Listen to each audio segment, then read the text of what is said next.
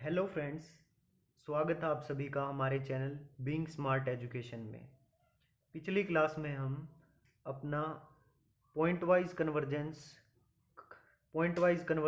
और उसकी कुछ डेफिनेशंस और उसके कुछ एग्जांपल्स की जहाँ पे पॉइंट वाइज कन्वर्जेंस फेल होता है और हमें पॉइंट वाइज कन्वर्जेंस फेल हुआ और उसके बाद हमको एक नई कन्वर्जेंस लेके आने की ज़रूरत पड़ी जिसका नाम था यूनिफॉर्म कन्वर्जेंस।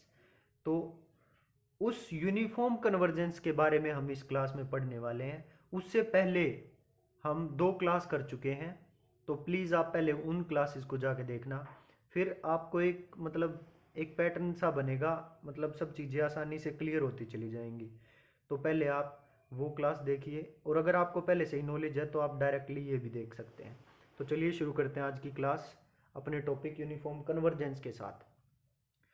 यूनिफॉर्म कन्वर्जेंस की डेफिनेशन करने से पहले आपको पॉइंट वाइज कन्वर्जेंस की डेफिनेशन एक बार पीछे जाओ और एक बार पढ़ के देखो। चलो हम भी अपने पेज पलट लेते हैं और पीछे एक बार पॉइंट वाइज कन्वर्जेंस की डेफिनेशन देख लेते हैं, क्योंकि बिल्कुल थोड़ा सा डिफरेंस है, बिल्कुल थोड़ा सा डिफरेंस, माइन्यूट सा डिफरेंस है दोनों की डेफिनेशन में। देखो, पॉइंट वाइज कन्वर्जेंस की जो डेफिनेशन कल मैंने बताई थी कि मेरा कोई सीक्वेंस एफ एन है, वो एफ पे पॉइंट वाइज कन्वर्जेंस जब होगा क्लोज्ड इंटरवल ए बी में, if for each epsilon greater than zero, हर एप्साइलन ग्रेटर देन जीरो के लिए और हर X belong to closed interval A B के लिए एक एक इंटीजर m ऐसा एग्जिस्ट करेगा, there corresponds an integer m depending on epsilon and x both, जो कि दोनों एप्साइलन पे और x पे दोनों पे डिपेंड करेगा ये m। There corresponds an integer m depending upon epsilon and x both such that, और इस तरह से कि mod F N x minus F X less than epsilon होगा for all n greater than equal to m। ठीक, देखो function f point wise convergence जब होगा f पे defined on closed interval A B, अगर हर एप्साइलन ग्रेटर देन जीरो के लिए और हर x belong to closed interval A B के लिए एक कोरस्पोंड्स एक इंटीजर m ऐसा एग्जिस्ट करेगा जो कि एप्साइलन और x दोनों पे डिपेंड करेगा, एप्साइलन और x दोनों पे। और किस तरह से, such that F N x minus F X less than epsilon होगा for all n greater than equal to m। ये तो है पॉइंट वाइज की बात। अब देखना बिल्कुल माइन्यूट सा डिफरेंस होगा यूनिफॉर्म कन्वर्जेंस में। एक सीक्वेंस एफ एन है, अब हम कर रहे हैं यूनिफॉर्म कन्वर्जेंस की definition.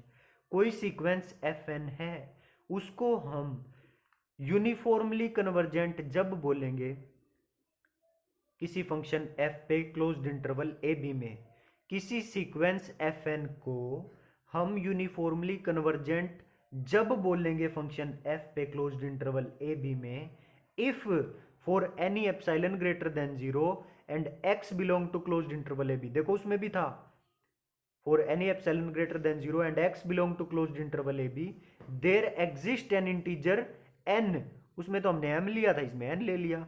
There exist an integer n, वो तो था depending on epsilon and x both, लेकिन इसमें डिपेंडिंग ऑन एप्सिलॉन तो है बट इंडिपेंडेंट ऑफ x है, x पे डिपेंड नहीं कर रहा।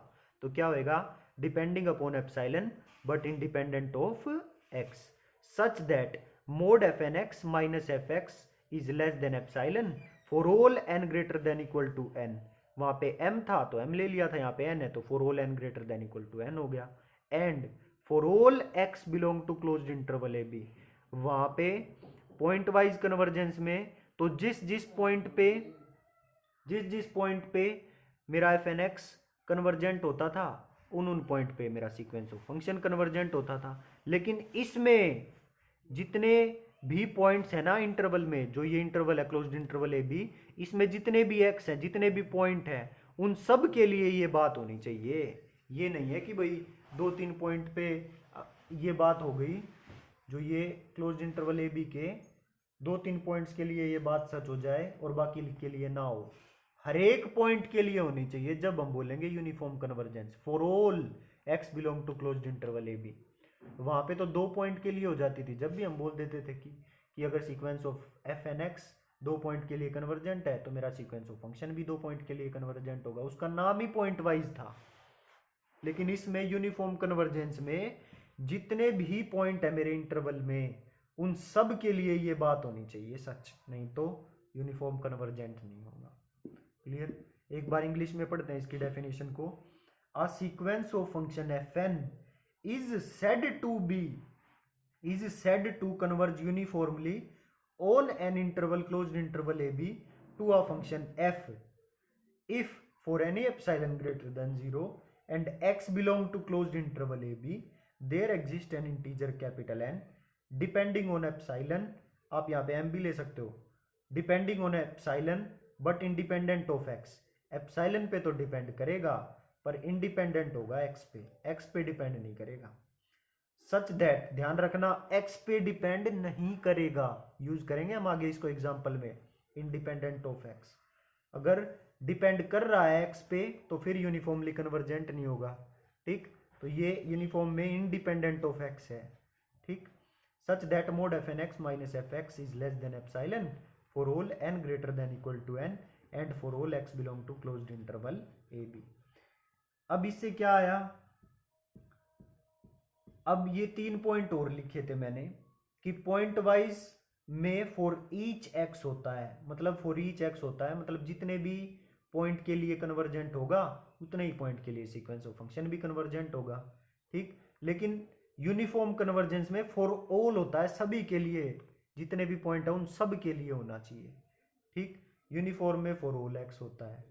होल डोमेन पे कन्वर्जेंस तो यूनिफॉर्म कन्वर्जेंस, जितना भी जो हमने डोमेन लिया था क्लोज्ड इंटरवल ए बी, उस पूरे डोमेन पे कन्वर्जेंस तो यूनिफॉर्म कन्वर्जेंट। अगर किसी किसी पॉइंट पे कन्वर्जेंट हो तो हम बोलते हैं पॉइंट वाइज कन्वर्जेंट है।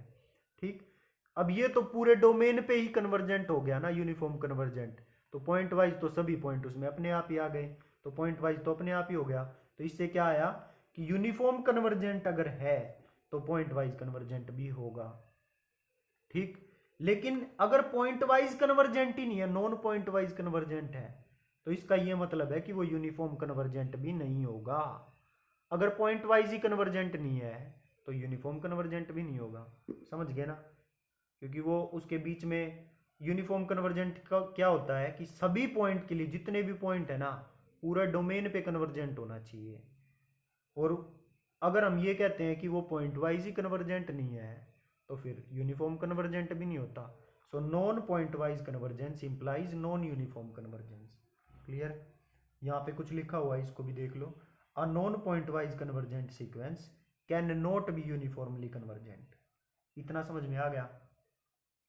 अब दोनों का डिफरेंस अगर पूछ ले कि difference between point wise and uniform convergent बताओ, तो कैसे बताएंगे? देखो अगर आपको दोनों की डेफिनेशन याद है तो दोनों की डेफिनेशन सेम टू सेम लिख दो, उससे भी क्लियर हो जाएगा। ठीक, और ये भी वैसे तो मैंने डेफिनेशन ही लिखी हुई है, इसको भी पढ़ो एक बार।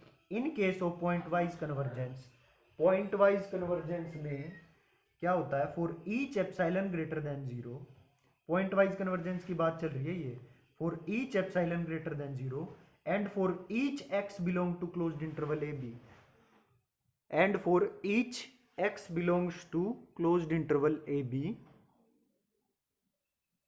there exists an integer n depending on epsilon and x both, depending on epsilon and x both दोनों पे डिपेंड करेगा, such that mod f n x minus f x is less than epsilon for all n greater than equal to n। ठीक, और uniform convergence में क्या होगा, whereas in uniform convergence for each epsilon greater than 0 it is possible to find an integer n, या there exists an integer n depending on epsilon alone, या बोलो depending on epsilon but independent of x, such that mod f n x minus f x is less than epsilon for all n greater than equal to n and for all x belong to closed interval ab। clear? for all x belong to closed interval ab। तो ये थे मेरे difference point wise और uniform convergence की। अब एक sequence of function define करेंगे अगले एग्जांपल में हम, f N x x is equal to n, और उसको प्रूव करना है, उसको चेक करना है कि ये यूनिफॉर्म कन्वर्जेंस है या यूनिफॉर्मली कन्वर्जेंट नहीं है, ये चेक करना है। देखो अब आगे, this sequence converges pointwise, ये क्वेश्चन तो समझ आ गया ना, एक sequence of function f n ले लिया, किस तरह से डिफाइंड है वो एफ एन एक्स, एक्स की power n, x belong to closed interval 0 to 1, इस तरह से डिफाइंड है ये। ठीक, अब आगे देखो, this sequence converges pointwise to the function f on closed interval 0 to 1। अब ये पॉइंट वाइज तो कन्वर्जेंट है, हम पीछे दिखा चुके हैं, पॉइंट वाइज कन्वर्जेंट चेक किया था हमने एक्स की पावर एन का, फर्स्ट क्लास में चेक किया था। देखो चेक किया था ना क्लोज 0 to 1 पे एफ एन एक्स एक्स की पावर एन, एफ एक्स क्या आया था, एफ एक्स 0 to 1 के लिए तो 0 आया था और 1 के लिए 1 आया था, तो पॉइंट वाइज कन्वर्जेंट था ये सीक्वेंस। क्लियर, 0 to 1 के लिए तो 0 आया था और 1 के लिए 1 आया था।